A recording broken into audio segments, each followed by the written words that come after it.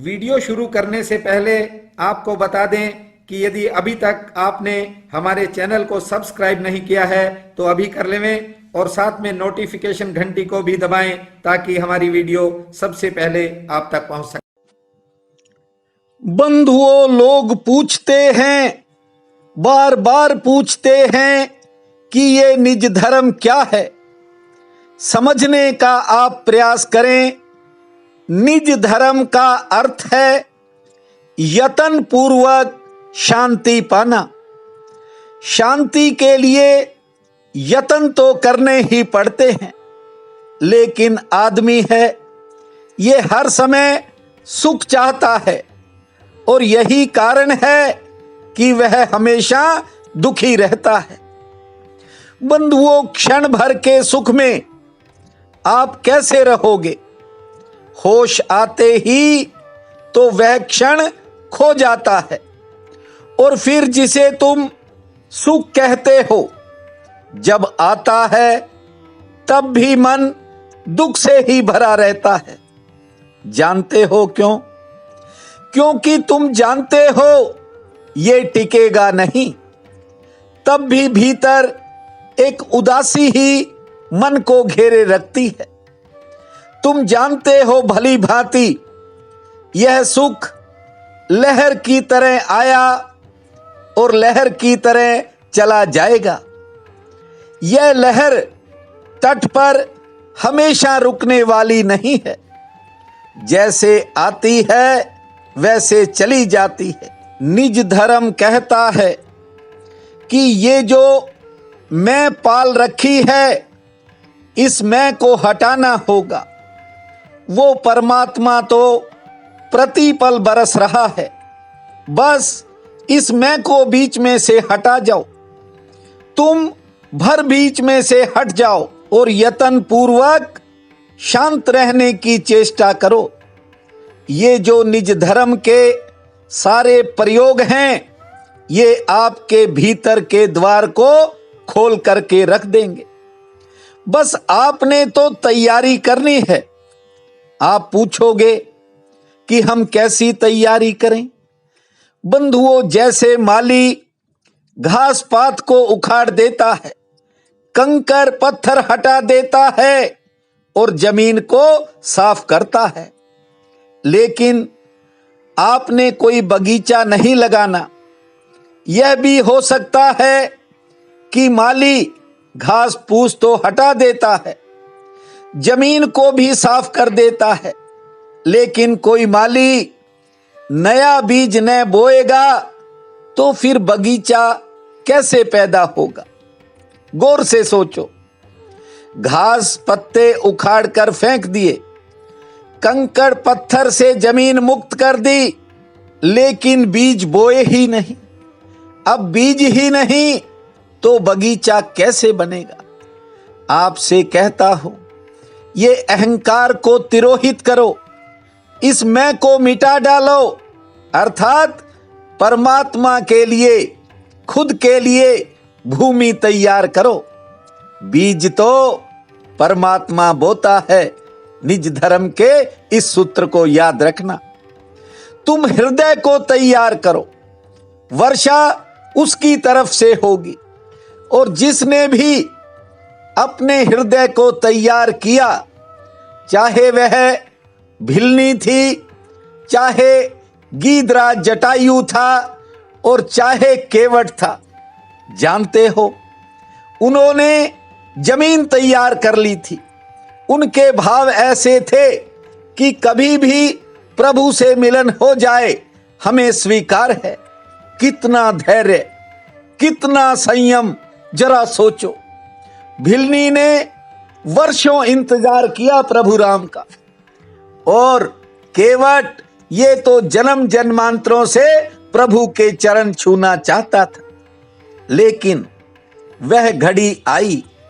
निज धर्म कहता है कि प्रतीक्षा में परिणाम छिपा है।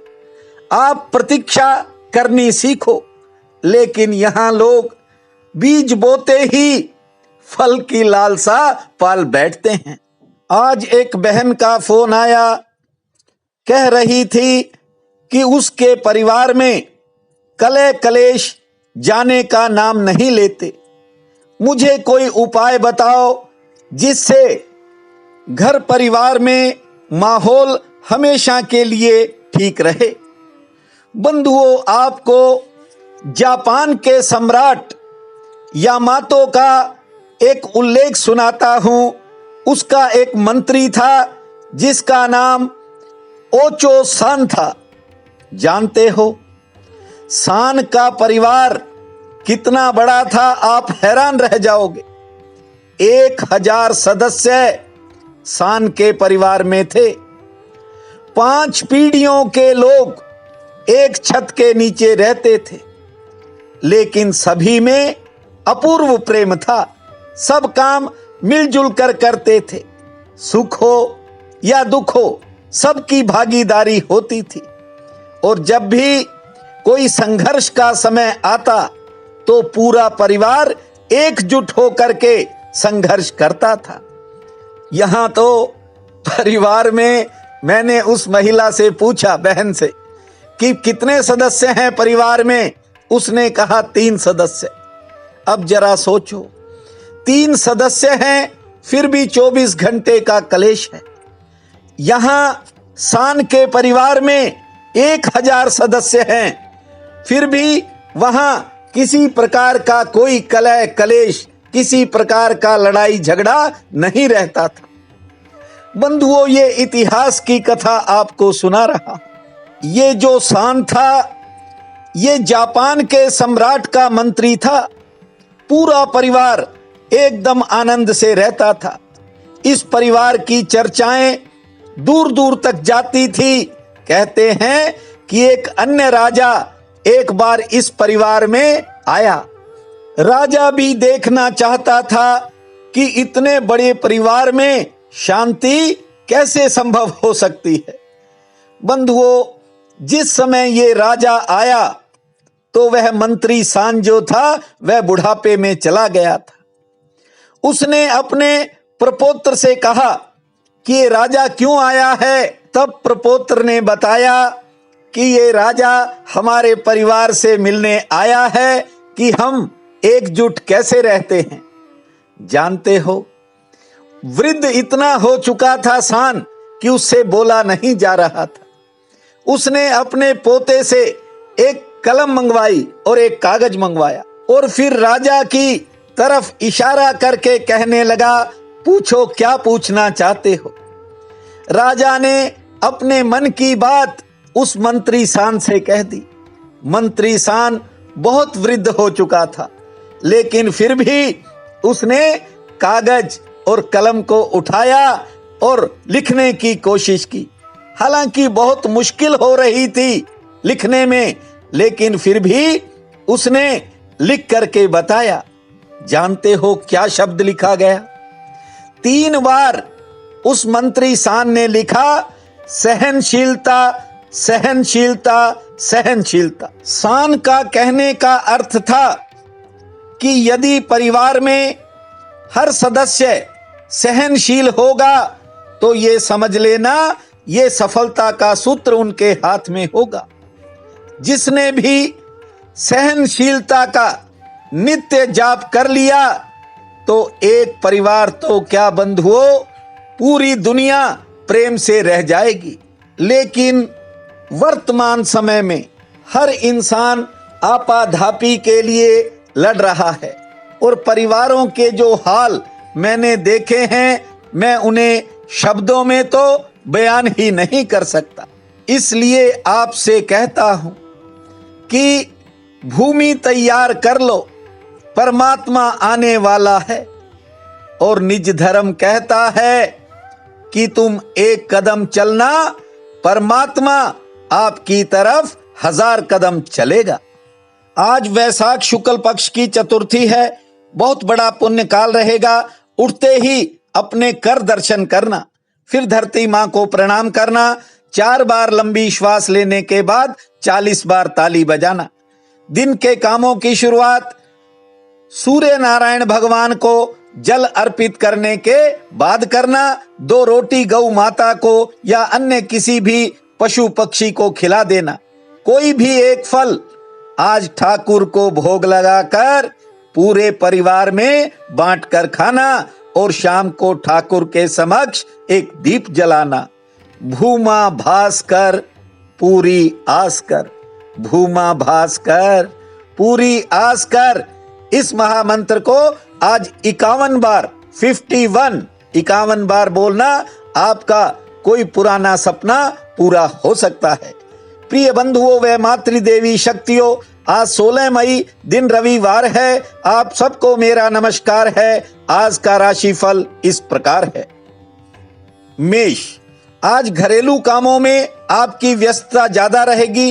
रोजगार के लिए दिन सामान्य रहेगा और दिनचर्या भी सामान्य ही होगी। हाँ, कोई नया संपर्क जरूर जुड़ सकता है और कार्यक्षेत्र के काम आसानी से निपटेंगे।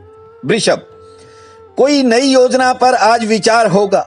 आमदन के लिए भले ही दिन मध्यम श्रेणी वाला है, लेकिन आमदन ठीक होगी। कोई पारिवारिक जिम्मेवारी भी पूर्ण हो सकती है।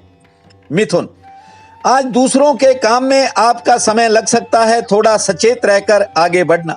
कोई निजी चिंता मन को घेर सकती है, वैसे से ठीक रहेगी। कोई नया अवसर मिल सकता है और यात्रा पर विचार होगा। कर्क, किसी करीबी की कोई बात आपके मन को बेचैन करेगी। आमदन के लिए दिन ठीक है। संतान संबंधी कामों में थोड़ी प्रतीक्षा करनी पड़ेगी और कार्यक्षेत्र में काम का बोझ ज्यादा रहेगा। सिंह, आज किसी करीबी व्यक्ति से मिलन का योग है। समय दोपहर से पहले का संघर्ष पूर्ण रहेगा। दोपहर बाद समय बदलेगा से ठीक रहेगी। हाँ, आज भविष्य को लेकर कोई नया सवाल जरूर मन में उतरेगा। कन्या, जरूरी किसी काम में कोई बाधा अचानक सामने आ सकती है। लेन देन के कामों में राहत मिलेगी। सेहत पक्ष नरम है। किसी नए जरिए से भी फायदा हो सकता है। तुला, दिन भाग्यशाली है, लेकिन मन में कोई बीती पुरानी बात आपको सताएगी। कारोबार से आमदन ठीक होगी। नए संबंध भी बन सकते हैं। वृश्चिक, पुराने किसी साथी से मिलन का योग है। गृहस्थ में सेहत संबंधी कोई चिंता सामने आ सकती है। सेहत ठीक रहेगी। यात्रा में सावधान रहें और नई योजना से आपको किस्मत चमकती हुई दिखाई देगी। धनु, आज मन में विचारों का उतार चढ़ाव रहेगा। कहीं जाने की इच्छा बन सकती है। कारोबारी सितारे ठीक हैं। कोई नई मुलाकात भी होगी। आर्थिक पक्ष मजबूत रहेगा। मकर, कोई अपना व्यक्ति आज आपको किसी कारण निराश कर सकता है या किसी से मनमुटाव हो सकता है। धैर्य से काम लेवें। कारोबार में उतार चढ़ाव रहेगा, लेकिन आज आपको कोई प्रभावशाली सहयोग से फायदा मिलेगा। कुंभ, कार्यक्षेत्र में कोई बेवजह की कठिनाई सामने आ सकती है। हालांकि कारोबार के लिए दिन ठीक है। सेहत पक्ष थोड़ा नरम है। किसी विशेष कार्य में शामिल होंगे। मीन, गृहस्थ संबंधी कोई नया खर्च सामने आएगा। संतान संबंधी कामों में सफलता मिलेगी। सेहत ठीक रहेगी। मित्रों का सहयोग मिलेगा। आज का ये दिन आप सबके लिए अति शुभ फलदायी हो, यही मेरी प्रार्थना है। आप सबका बहुत बहुत धन्यवाद।